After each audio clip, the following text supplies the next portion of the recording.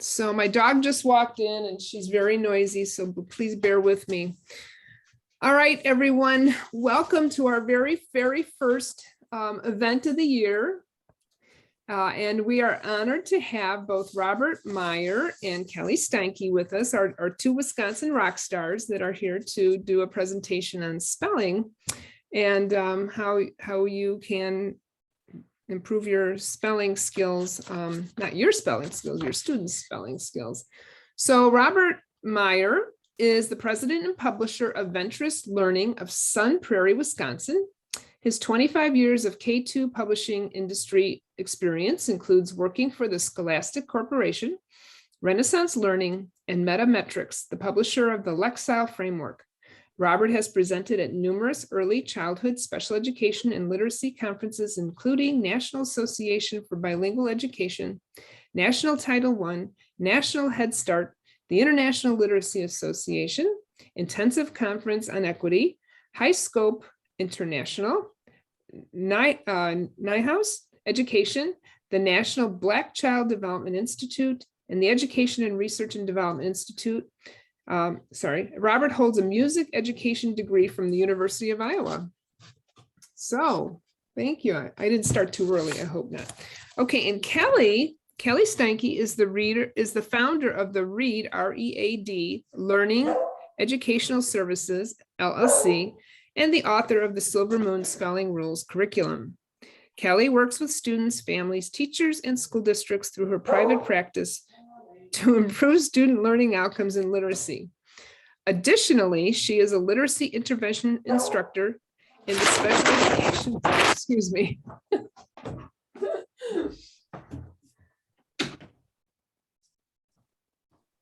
The poor thing is blind and deaf, so she's disoriented all the time.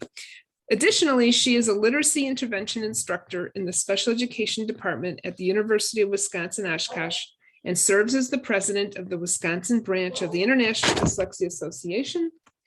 Early in her career, Kelly was a special education teacher working in school districts in the Midwest, East Coast, and Pacific Northwest. I guess she decided to land in Wisconsin, huh?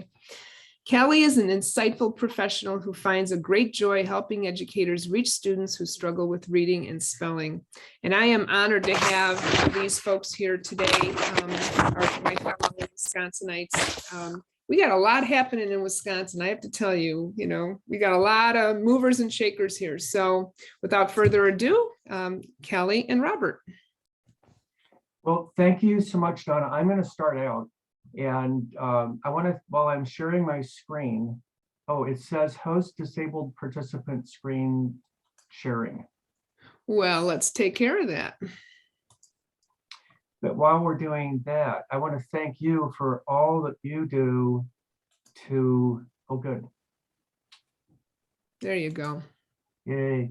To maintain the Facebook group. And I just appreciate so much slideshow. Okay, so I appreciate so much the opportunity to present and everything that you do, and this is such a wonderful venue. It's just really fantastic. So thank you. I'm going to take just 15 minutes and start and talk about beginning alphabet knowledge and kind of recap a presentation I was really flattered to get to appear on the Dr. Pam Kastner open mic night, December 6th, and present on some of the latest research on alphabet instruction. And I'm going to go kind of quickly and frame this in Dr. Linnea Aries orthographic mapping theory. This is a 2006 paper she co-authored with Dr. Teresa Roberts, and they point out that beginners need to learn letter shapes, names, and sounds, and automatic orthographic memory appears to be powered by letter sound skills and phoneme skills. And Dr. Roberts authored a paper that was published in the Reading Research Quarterly special edition. It was a two-part publication last year on the science of reading. And there were a lot of really wonderful articles. And in her article, she summarized 4 recent randomized control trial studies that she co-authored that were published in 2017, 18, 19, and 2020. And they all had to do with beginning alphabet learning. And her co-authors, Dr. Patricia Badassi, Elizabeth Sanders, and Carol Sadler, these were all highly controlled studies, and they all tied together. And so each of the treatment groups served as a control group for the other groups. It was very, very technically designed. They were all short-term experiments. They taught a subset of letters, and that was only with preschool children. And so that from a science of reading perspective, they were looking at elements of letter learning instruction. And they controlled for prior knowledge. So they didn't include children who knew more than a few letter names. And so they very deliberately were looking at children who tend to be served by Head Start funded preschool. And again, it was young children, 4-year-olds, and some 3-year-olds. They disaggregated findings for dual language learners. And they formed the questions based on a literature review of prior research studies that are high quality design studies on the following things, which are all really big aspects about letter learning. Which alphabet content do you teach and why? Names or sounds or both? Do you teach the letter names before the sounds or vice versa? Which cognitive learning processes would optimize learning? Paired associated learning or direct instruction, articulation, referencing, orthographic learning, and then is teaching letter learning in the context of meaningful language advantageous? This was a big question because of conventions. Most alphabet learning in preschool curriculums are taught in the context of language. And this is very widely held and a very strongly held view that that is one of the ways to make letter learning developmentally appropriate for young children, which of course it has to be. And then these authors were interested in motivation and engagement. And they, letter learning for 4-year-olds can't be overly academic. It can't be demotivating. And so in my preparation for the open mic night, I ended up spending 3 weeks studying these studies because they were so dense. And they reported a lot of findings. And there was no clear, simple answer as to the best content to teach. They did report learning the letter sounds was not dependent on the children knowing the letter names. So this contradicted the catalyzation effect that's been much studied and reported. Children can learn, young children, letter sounds and names in the same lessons. They were surprised by this. They also concluded instruction might best start with learning letter sounds, but that would be dependent on different instructional factors. They found and reported that explicit instruction, opportunities for practice, repetition, and retrieval activities produce superior letter learning to other methods, and it was not demotivating. This flies in the face of long-standing conventions. It was a big deal. There was no effect to teaching the letter names before the sounds or vice versa, but teaching the sounds first produced the greater letter sound learning with the most explicit instruction. They also, in the 4th study, they isolated embedded pictograph mnemonics, rapid recall, and practice as making the biggest differences. And they found that the embedded pictographs was superior for teaching letter sounds, blending, and identifying initial consonant phonemes.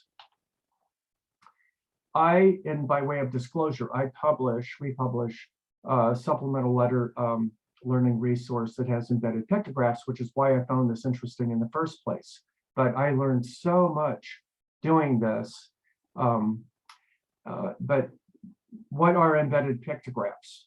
Linnea Airy, in a 2020 article published in this special edition, Reading Research Quarterly, her article titled Letter Knowledge and Phonemic Awareness as Foundational Skills, and she discerns between alphabet posters that use anchor pictures with embedded pictograph mnemonics, where a letter shape is superimposed or resembles the shape of a familiar object whose name begins with the sound of the letter. And what she argues is that the pictured object helps secures association and memory. And for young children, these squiggly shaped letters are just abstract symbols. The phonemes, these speech sounds, those are abstractions too, as we've learned. But children are having to make these connections or these associations. And so here's a chart of a popular commercial program, Anchor Picture. So the zebra, the name zebra starts with the letter Z, the beginning sound is Z, but the zebra doesn't look like the letter Z, and none of these other ones would either. So here's a graphic I put together showing 8, and I think this is all of them, supplemental reading programs that have embedded pictographs. And we publish one, but they're all kind of different. So Zoophonics is a comprehensive supplemental curriculum pre-K5. Alpha Friends is a basal. And one of these, at least one of these is digital. But you can see where the letters are superimposed over this shape. And there's actually a lot of research out there on programs that use embedded pictographs. The one highlighted in purple isolated embedded pictographs, and that's Dr. Linnea Airy, 1984, where they reported that children, and it was a tiny scale study, but high quality design. The children in the treatment group learned twice as much letter knowledge as the control group. And the two highlighted in purple down below, the Teresa Roberts and Carol Sadler is one of the 4 studies I was talking about just a second ago. They reported twice as much high quality design, and they had isolated the effect of embedded pictograph. And then Dr. Airy in 2010 was involved in co-authored another one using Hebrew letters, same thing, huge effect sizes. The ones shown in blue were in published studies on our program, but there's a lot of published research on embedded pictographs. So if you haven't seen embedded pictographs, this is how ours look. So by way of disclaimer, this is our program, but we, in our method, which is appropriate for preschool or fall kindergarten, we acknowledge the letter name, but we teach the pictographs. So the first one is the letter C. There's a cat catching a mouse. The cat's mouth is open wide, the mouse is not inside. And after about 3 weeks, these are taught in batches. Children know all these pictographs and stories because they're easy for children to learn. Then the teacher teaches the beginning sound, the phoneme, without attaching schwas. And then we wean, after several more weeks of lots of practice and games, they learn these phonemes and they associate them to the picture. And then we start weaning the children off of the pictographs. They learn 2 and 3 letter blends. And then we end up teaching the letter shape, the formation with the explicit instruction so that they're taught directionally correctly. And there's evidence now in the literature that this fine motor movement in conjunction with the explicit instruction of the sound symbol correspondence is causing the brain to fire in places that are wiring together, that is going to help to start establishing what will become orthographic mapping. And this is what our late program author believed made this approach efficacious like it is. So you can't see the title, I don't think. It's Optimizing Letter Learning. And the title of our talk tonight is Refining Alphabet Instruction, which starts with the letter names, the shapes, the beginning sounds. And what I learned so much about from these studies is that there's all this content. I already really believed that the embedded pictographs are very efficacious. They really do help secure that association. And now we have more high quality design research that isolated it. So, I mean, I really believe that this is important. And then which content should preschool children learn has been defined by standards, which has been kind of driven by conventions and constructivistic thinking, that letter learning needs to be embedded in language that's meaningful. It can't be too academic. A lot of the commercial programs start with the uppercase formation because capital letters are easier to form. But does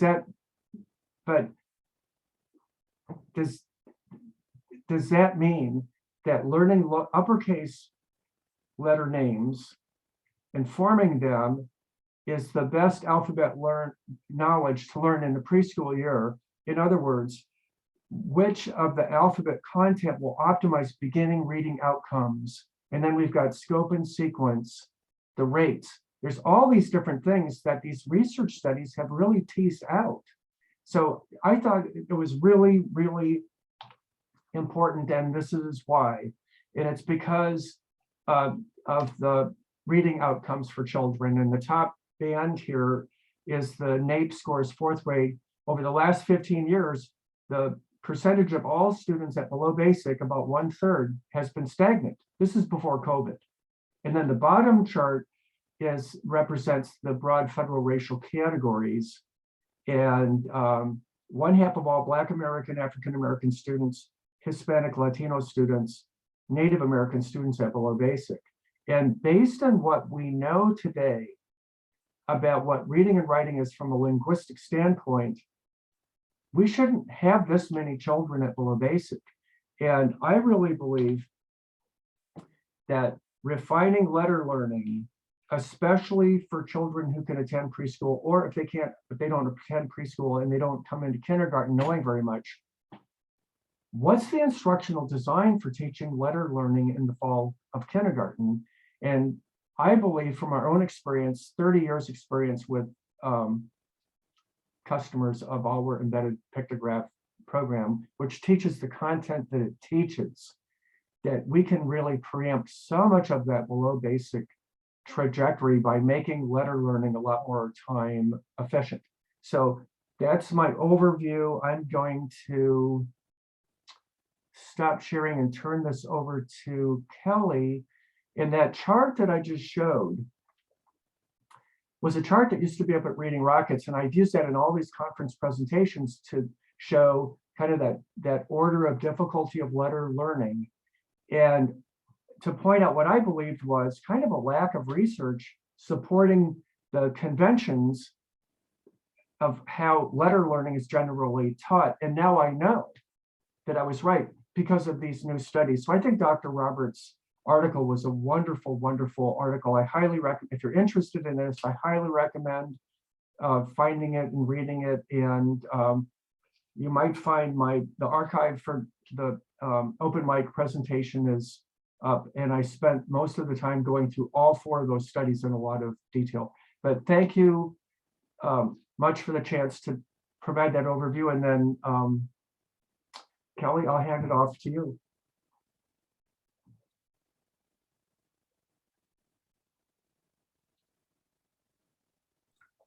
Okay, can everyone hear me okay? Great. You should be able to see nice and full screen my presentation. Full view. Let me know if you don't. I'm sharing a second monitor here, but are we good to go? Okay, fantastic. Well, thank you, Robert, for sharing your expertise on early childhood alphabet instruction. This is a really important topic it's not often discussed, I feel like. So it's really great to work together to share this research, specifically with the Science of Reading group. I feel like this is a really special group of teachers here. Once students have learned their basic letter sound correspondences and have a basic sense of phonemic awareness, they can begin to spell, using their knowledge of our language. And so there's the bridge between, Robert's half of the discussion and my half of the discussion. And, they're going to learn to spell with having knowledge of our language, not by memorization, as is often believed. So I'm going to start by sharing some research quotes with you from various sources. If you take a look at this slide on the left-hand side, we're going to go back in time a bit to 1975. Because that was one of the very first major studies on children's learning to spell was conducted. It was conducted by a linguist by the name of Charles Reed. And Charles Reed is quoted by saying that learning to spell is not a matter of memorizing words, but a developmental process that culminates in a much greater understanding of English language spelling than simple relationships between speech sounds and their graphic representations. Now, if we go back in time even further, another over 200 years, Noah Webster, the author of Webster's Dictionary, is quoted as saying, spelling is the foundation of reading and the greatest ornament of writing. And we fast forward to present day and early 2000s. And we look at the right side of the screen here, and we've got several quotes from different scholars and researchers. And some of these quotes are, good spelling is critical for literacy, and it makes writing much easier. As children learn to spell, their knowledge of words improve and reading becomes easier. Spelling's a linguistic task that requires knowledge of sounds and letter patterns. The English language is predictable enough for explicit and structured spelling instruction. And that's a big one because so many instructors, teachers feel that there's just too many rule breakers to teach, English language spelling explicitly. And lastly, this last one is from an IDA fact sheet, their spelling fact sheet. It says only 4% of English words are truly irregular, and as a result, may have to be learned visually, i.e. by using flashcards or other writing words many times. So what's eye-opening about this is that spelling is a linguistic skill. It's not a memory skill. And, this was already recognized many, many years ago today. So as you listen to this presentation, just this alphabet instruction, refining our spelling instruction, and how it's best to approach these topics so students have a better understanding of our language, so their spelling enhances their reading, improves their writing, and whether or not this is different from how you see spelling being taught, in our school settings currently.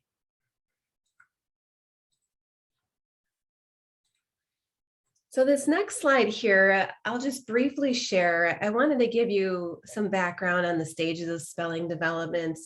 And this was taken right off the Reading Rockets website. I mean, they have just wonderful sources of information on Reading Rockets.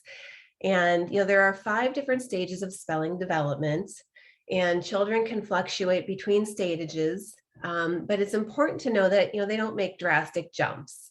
So for instance, a child won't jump from the transitional stage back down to semi-phonetic or pre-communicative. But at any point in time, they may hover between a couple different stages. And knowing the stages of spelling will help drive your instruction, or simply just give you an idea of where your students are, in their spelling journey.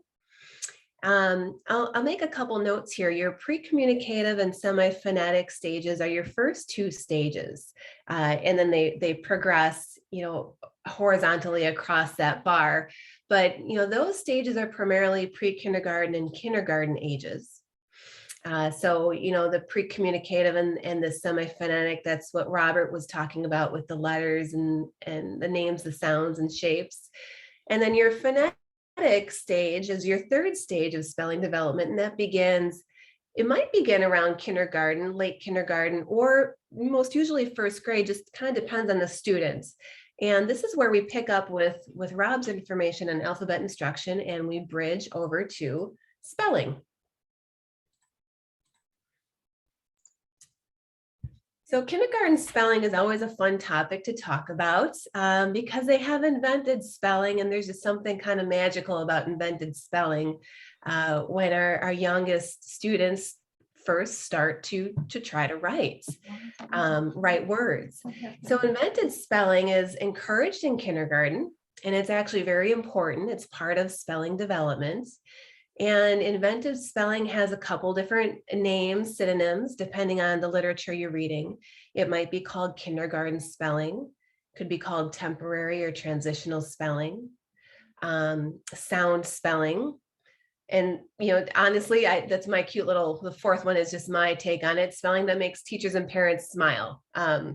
It's a great thing when children start to communicate via writing. So, I included the phonics development continuum on the right side here, not as a set in stone, this is the exact sequence you have to follow for students in kindergarten and first grade. This is just used as an example. So it's an example of the sequence you could have as a teacher when you're working with kindergarten and first grade students. But it does contain the content you want to teach, right? The order may be different though. So let's real briefly just go through what invented spelling is. I have a feeling you're probably all aware of what this is, but it's simply applying sounds, symbols, and letter patterns that are not the same as conventional orthography. And concepts that you want to teach in kindergarten spelling are letter names, sounds, formation, and phoneme awareness. And this is all the content that Rob was discussing just previously. By the end of kindergarten, though, students should be able to rapidly name their letters. So you want that automaticity developed. Give the most common sounds of letters. And again, there should be automaticity with that, your short vowel sounds and your most common sounds for the consonants. They should be able to write letters for most their consonants and their short vowel sounds. They should be spelling simple CVC words, some high frequency words. They also should be able to count the number of syllables in a word, listen for particular sounds in a word. So if you tell a child, listen for "a" in the following words, give me a thumbs up if you hear it or when you hear it, that type of a thing. And they should be able to count the number of sounds in words while representing them with manipulatives like tokens, tiles, or other. So this is all. I found this interesting because, the phonics development continuum on the right was something pulled off of the Reading Rockets website as well. And I didn't write the content on the left using the chart on the right. So the content on the left really came out of scholarly, research articles and textbooks. And I was surprised at how well both contents lined up. So I thought it was kind of a really nice fit, really nice correlation here. And, as students move into first grade, they should have moved past invented spelling. Notice the word should is in italics. In first grade, spelling concepts that need to be covered are your Anglo-Saxon regular CVC one-syllable words, your consonant blends at the beginning, blends at the end, your common digraph sounds and their spellings, your basic spelling generalizations. Once a student can get a sequence of 3 sounds in a row, they should be able to add that fourth letter, like in the rule with the FLSZ rule. Sometimes I called the floss rule. I call it Salmo's fried zucchini, which is a little different twist on it. Our first graders should also be spelling with the basic silent E pattern. Just your silent E jumps over a consonant to make a vowel long. There are other reasons for silent E, but we're just talking the basic one here. They should continue to get more familiarity with phonemic awareness, have increased phonic knowledge of multiple sounds and spellings. That C can have a soft sound and G can have a soft sound as well as their hard sounds. They should understand that very important vowel syllable relationship. If a word has 2 vowels not next to each other, the word has 2 syllables. And the whole concept of closed syllable produces our short vowels, open syllables produces our long vowels. Children can start learning these concepts at such a young age, and such an important concepts to teach, especially for our most struggling students. First grade, of course, also must cover high frequency irregular word spelling, and the research recommends 3 to 5 new words weekly if the student can manage that. Not all students will be able to manage that. But the sequence of skills, I'll repeat one more time, they will vary, depending on your chosen curriculum or your district scope and sequence, but the concepts should all be covered. The order may depend on your particular school or situation. Some children will be able to accomplish more, while others will struggle and need more repetition and more time. Okay, so beyond first grade, as students get into second grade, they're going to start learning more complex Anglo-Saxon spelling, and multisyllable word spelling will continue to develop. Second grade spelling concepts. Now, these concepts were pulled from a variety of sources, and all of my sources are listed at the end of this presentation. But Common Core State Standards, I'm going to blank on this, but all the sources are listed at the end. And if you have questions about that, I can certainly answer. But in second grade, it's a huge year because kids are learning the remaining syllable patterns. Some curriculum teach 6 syllable patterns, some teach 7. Either one is fine, provided you keep your definition consistent and you have consistent language across grade levels within your school or within your center or private practice. So kids are finishing up the remaining syllable patterns. They're learning a ton of spelling rules for multisyllabic words, including some examples, DGE versus GE. How do you know when to use which one? How do you know when to double a letter in the middle of the word? What is Y going to say at the end of words, single syllable versus multisyllable? Other rules might be IC, like IC versus ICK. The KT, pattern, which is a Latin ending, but it does clear some confusion to teach kids explicitly that if you hear that sound, we're going to go with CT, not CKT. You want to get into common inflectional endings. So your suffixes, essentially, your suffix spelling rules. So your drop, your double, your change. Common prefixes, vowel teams are taught by positionality. There's, when you start getting into the world of vowel teams, we start having to teach spelling choices, essentially. We can rely on spelling rules, but some of those rules may have some variability and choice within them that are very logical. For instance, AI, the vowel team AI, is going to be used in the middle or beginning of words. You'll never see it at the end. That's a fun topic to talk about too. But continuing on, you're going to teach the remaining reasons for silent E. There are 6 or 7, depending on the curriculum you use or your area of study. You're going to continue to learn phonic patterns. High frequency irregular spelling also continues. So second grade is really a loaded year for spelling development, and so much of this, you can't divorce the reading from the spelling. If you're teaching these spelling concepts, you're building strong readers as well, in terms of decoding and fluency.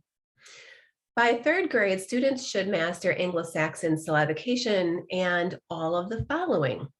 By third grade, all syllable types, syllable division rules, or patterns, schwa spelling patterns. I teach 4 spelling patterns for schwa, and they're taught very explicitly, so the students can look for those patterns and flex the sound of the vowel as needed to help them with reading and help them with spelling. Most common prefixes and suffixes, and of course compound words, and those are already being introduced really probably in first grade, definitely in second grade. Fourth grade and beyond, this is where we end with our spelling development here. Students are learning Latin and Greek influences on our language, the prefixes, the suffixes, combining forms, and you're increasing in complexity every year.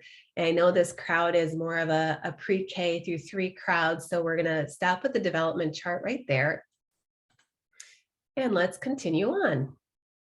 It's a fun presentation to give. I haven't given a presentation on this particular topic before, so it's kind of fun to create for you. Here's an example of explicit spelling instruction, systematic and explicit. And disclaimer, I am the author of a curriculum. It is a supplemental curriculum. And so these images came right out of that program. But when you're teaching spelling explicitly, you most definitely want to include the spelling rules, because such a huge percentage of our language spelling is predictable based by rule, and our rule breakers are really far and few between. And that said, a lot of them can be explained very logically. So as an example, this is a curriculum I own and publish, so we're using this for an example. You want something that is very explicit. So you're stating what the rules are outright. You're stating what the child wants to learn outright. They're not having to guess at what they have to learn. You're presenting real and nonsense words. You know, they're used to demonstrate your spelling rules explicitly and concisely. You're teaching a solid understanding of what your rule breakers are and why they're rule breakers.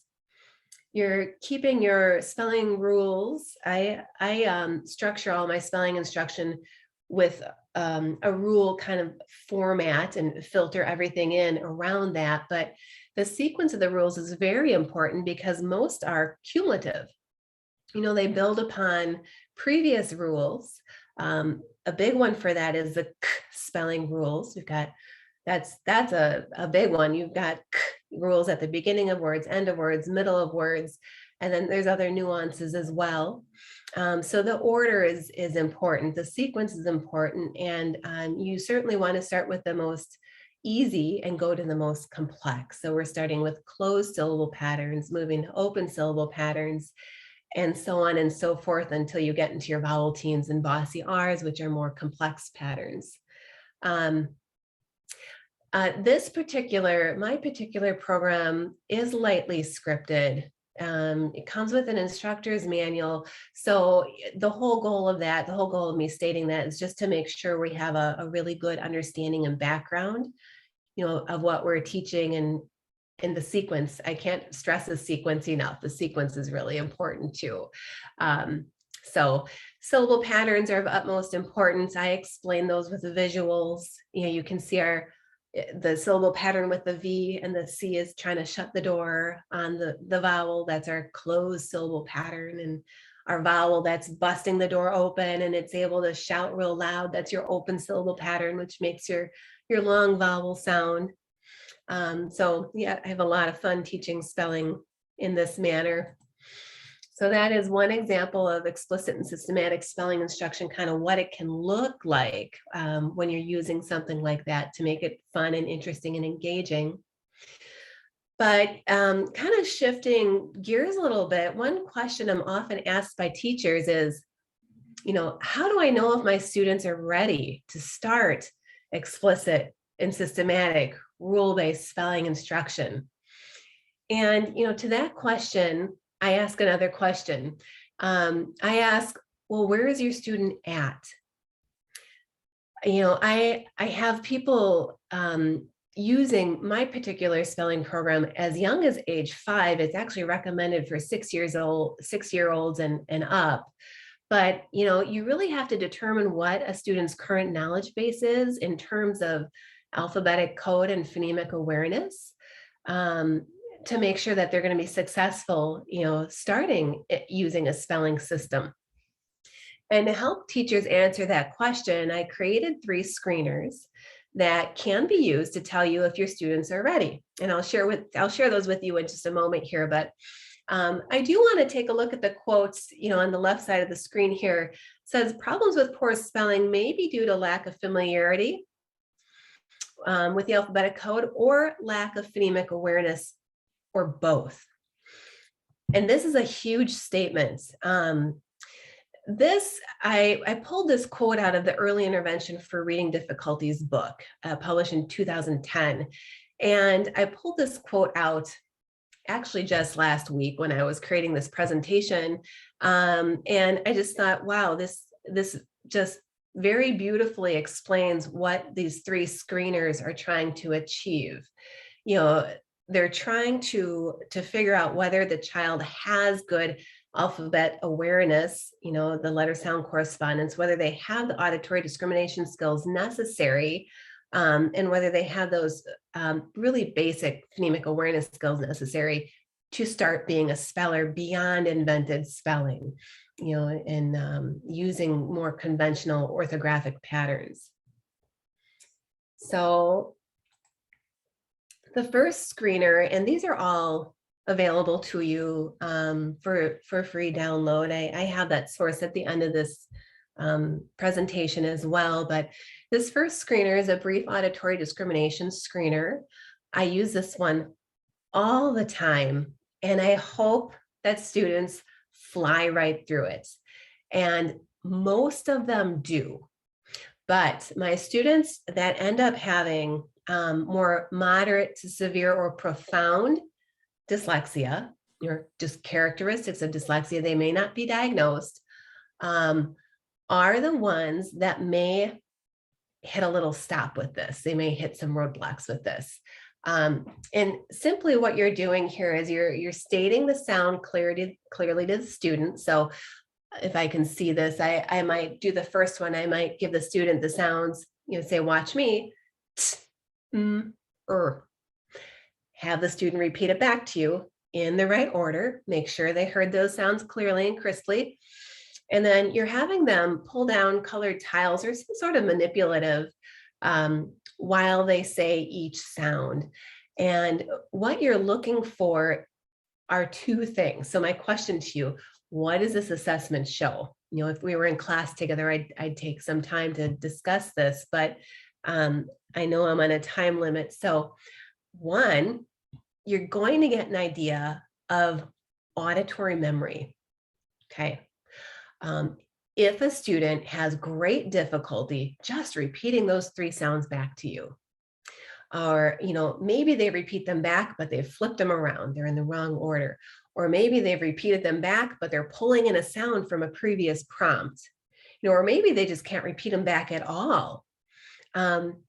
That may clue you into some auditory memory issues, just being able to hold on and work with sequences of three sounds.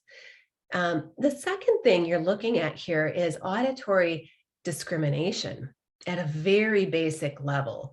So I'm looking to see, can the student hear the difference between SH and CH? P and B, T and J. So as you start using a screener like this more and more, you start to realize that a student may perform poorly merely because they don't have the memory for the sounds.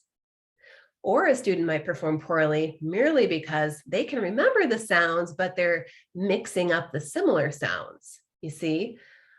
Or you may have a situation where the kids have problems with both. And that is exactly what that quote on the previous slide was referring to. So here's our first screener. Our second screener is just so basic, yet essential, because even students in 7th, 8th, 9th grade, if they are a student with a significant reading disability or dyslexia, right? One is the same as the other, a decoding issue, you want to start at the basics and make sure they have all their normal, most common letter sound correspondences. So all you're doing here is simply telling the student, point to each letter, tell me its sound. And then depending on their grade level at the beginning of 1st grade, they might not have those digraphs at the bottom, and that's okay, but they should have probably all of those consonant sounds, by the time they're in 1st grade, if not just the majority of them. Short vowel sounds too. So our next screener is a screener that looks at a phoneme segmentation at a very basic level here. It could be more basic. We could be segmenting 2 sounds. This is segmenting 3 sounds. So your directions here are simply to dictate the words one at a time, ask your student to repeat each word to make sure they heard it correctly. And then you can use beads on a string or pipe cleaner. You can use the 10 frames are kind of cool to use with phonetic stuff. That's what you see in the middle picture here, or just tiles or tokens. And what they're doing is, pulling down one for each sound that they hear. So the goal is to get them to realize that the word pin has 3 distinct sounds, like p, And this is very telling as well. You know, we've talked a lot about in this presentation what should be covered developmentally in K1 and 2, but you know, our students who have dyslexia, have reading disabilities, they are probably going to progress differently unless they have a really solid structured literacy program in place for them at a very young age. And so here I've included some signs and symptoms of atypical development, because you know, this is great to share with parents too, because sometimes it's hard to know when something is not correct. You know, I went into the science of reading field because with my background in special ed, I've always worked with struggling readers. And so I know that all students would benefit from the science of reading approach, but especially those with dyslexia. One thing I want to highlight for sure is that reversals, you know, reversals in handwriting should not persist after 2 solid years of writing instruction. So by the end of first grade, if the child's had a full year of kindergarten, full year of first grade, you know, those reversals should be gone. And that is a real telltale sign that something developmentally is different if they're still reversing things around in second, third, and fourth grade. So I won't go through this list out loud. I do have a master copy of this list that goes all the way through 12th grade. If you would like a copy, you can email me. And that kind of culminates my presentation here. So it's our hope that, you know, from this, you've learned a few ways that you could refine your alphabet and spelling instruction for your really young learners, especially those who struggle, so that we can begin to close the gap, you know, for our students that aren't proficient readers, as Rob shared on the NAEP progress bar graph. And, you know, I really feel that we as educators have the power to transform lives through our literacy instruction. And I'll turn the mic over to you, Donna. Here we go. Here we go. Thank you. That was really interesting. Very good. Very good. So we have some time for questions. If you have a question, we've got like 10 minutes. So if you have a question, you could put it in the chat, or can you raise your hand? Yeah, there's the reactions thing. So questions or comments?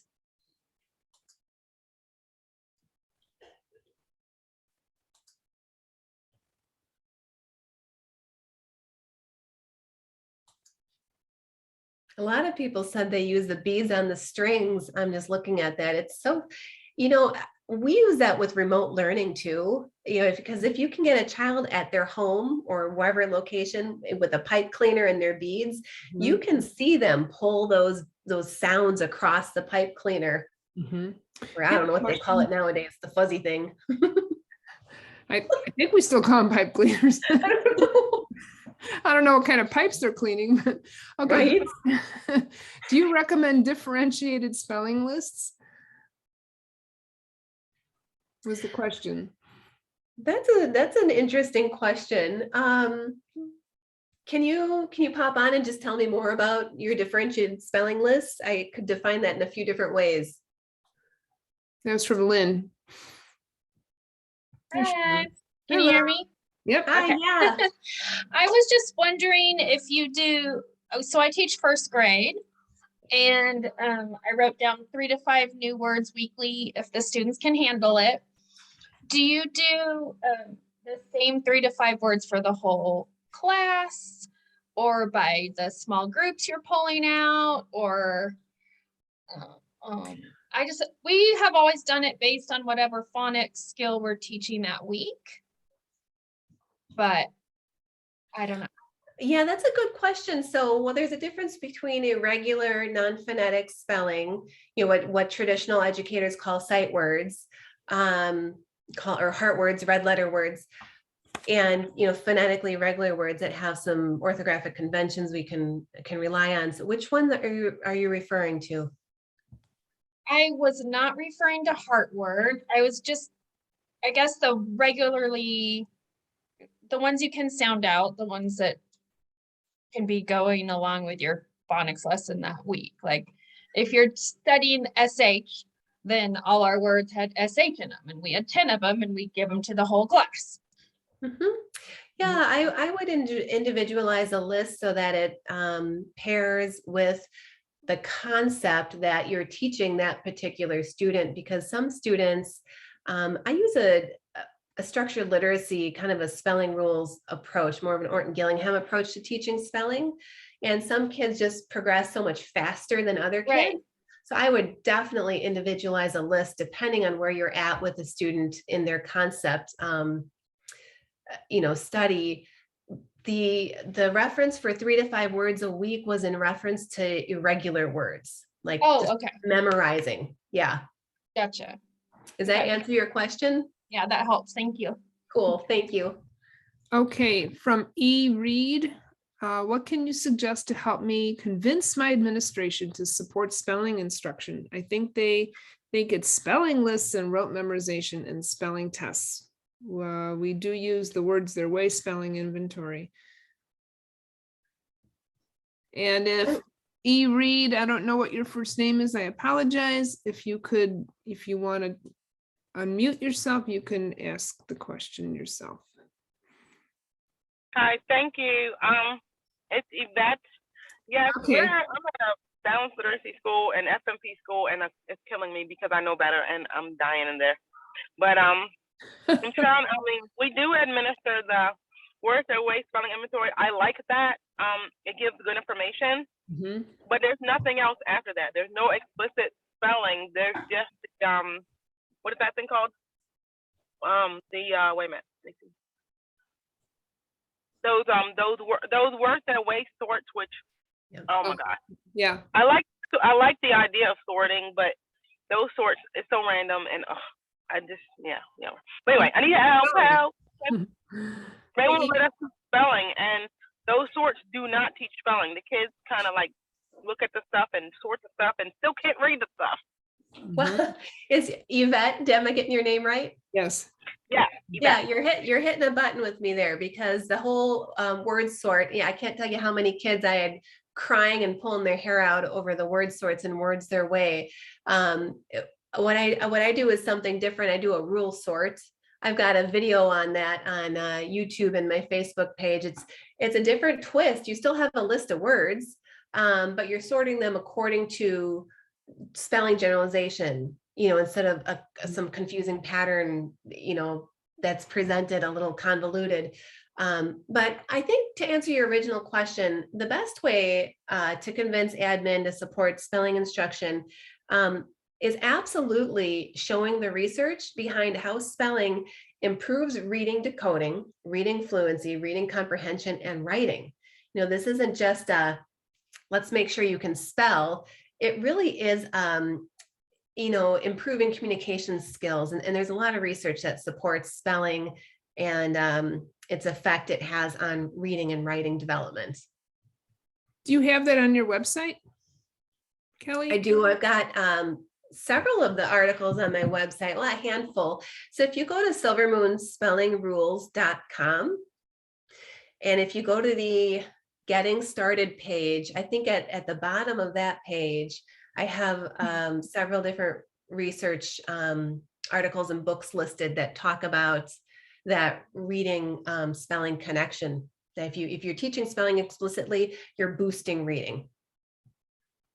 So I think spelling is our secret weapon. I think if everyone could use explicit and systematic spelling instruction in their schools, our reading scores would definitely go way up. It's true. Yep. Well, wasn't there a program called what's the spelling program with I'm gonna draw a blank. You do spelling first and then you read.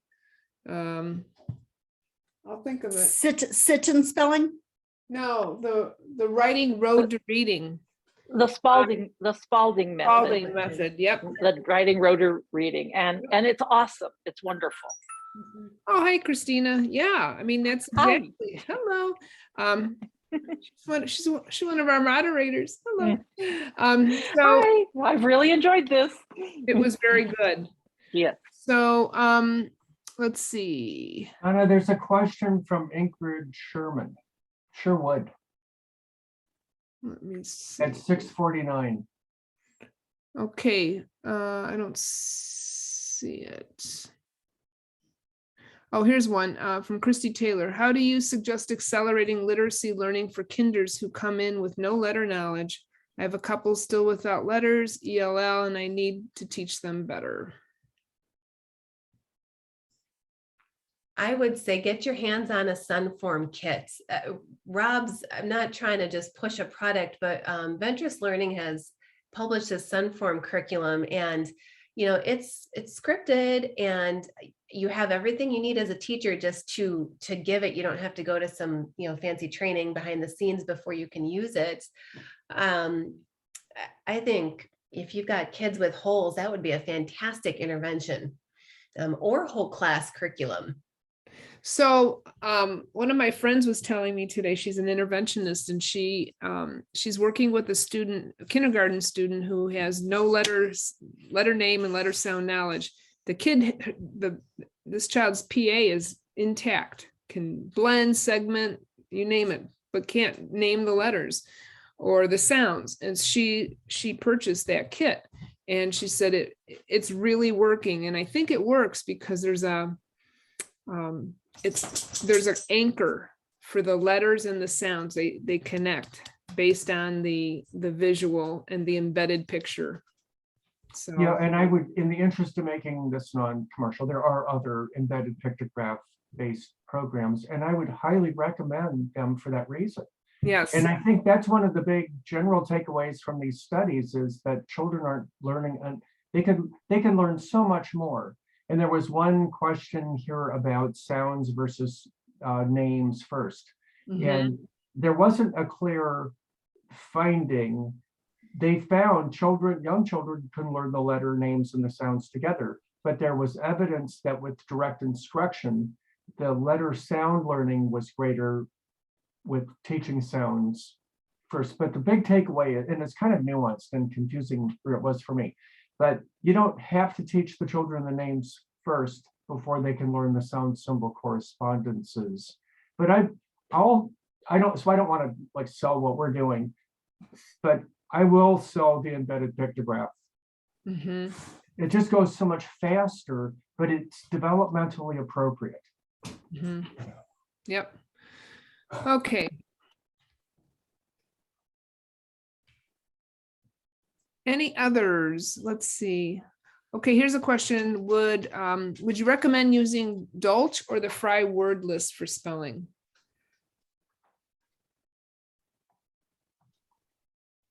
I think it depends on, a lot of districts have a list selected. I think it just depends on what you're looking for. I use a list that it's kind of a combined list. It's more of Dolch blended with Fry. There's a third list. What is the third one, Donna? Do you know?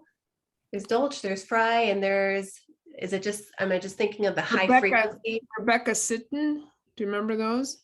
No, yeah, I had to use that in a past district, and it didn't work well for spelling instruction. Well, people are saying Zeno or Zeno, Oxford. I don't know.